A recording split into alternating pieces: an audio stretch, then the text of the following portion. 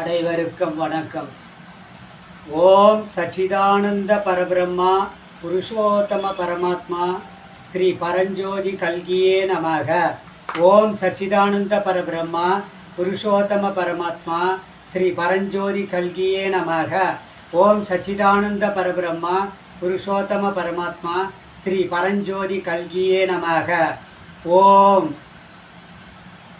இந்த மந்திரங்களை ஒவ்வொருவரும் 7 முறை உச்சரித்தால் உங்கள் வாழ்வில் அனைவருக்கும் ஆரோக்கியம், ஐஸ்வர்யம், பேரானந்தம் இந்த மூன்றும் கிடைத்து அவர்கள் வாழ்வில் சுபிட்சமடைந்து நன்றாக இருப்பீர்கள்.